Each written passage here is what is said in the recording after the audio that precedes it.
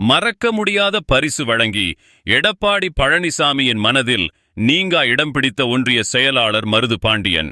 பசும்பொன் முத்துராமலிங்க தேவர் திருமகனாரின் 118வது ஜெயந்தி விழா மற்றும் 63வது குரு பூஜை விழாவில் கலந்து கொண்ட எதிர்க்கட்சித் தலைவர் அதிமுக பொதுச் செயலாளர் எடப்பாடி பழனிசாமிக்கு அக்கட்சியின் மண்டபம் மேற்கு ஒன்றிய கழகச் செயலாளர் ஆர்ஜி மருது பாண்டியன் வழங்கிய ஒரு சிறப்பான பரிசு இப்போது அனைவரின் கவனத்தையும் ஈர்த்துள்ளது.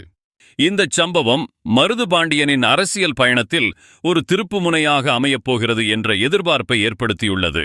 ராமநாதபுரம் மாவட்டம் பசும்பொன்னில் உள்ள முத்துராமலிங்க தேவரின் நினைவிடத்தில் மரியாதை செலுத்த வருகை தந்த எடப்பாடி பழனிசாமிக்கு ராமநாதபுரம் மாவட்ட கழகச் செயலாளர் எம்.ஏ.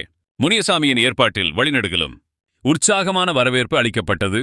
தேவர் நினைவிடத்தில் மரியாதை செலுத்திய பின்னர் முக்கியமான நிர்வாகிகள் மற்றும் தொண்டர்கள் புடைசூழ அவர் வந்தபோதுதான் அந்த மறக்க முடியாத நிகழ்வு அரங்கேறியது.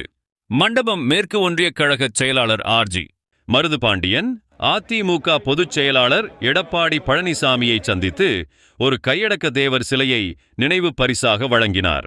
பொதுச் செயலாளரின் மனதில் நீங்காத இடத்தை பிடிக்கும் நோக்குடன் மிகுந்த மரியாதையுடன் அளிக்கப்பட்ட இந்த பரிசு நிகழ்வில் கலந்து கொண்ட முக்கிய தலைவர்கள் மற்றும் தொண்டர்கள் மத்தியில் பெரும் கவனத்தை ஈர்த்தது.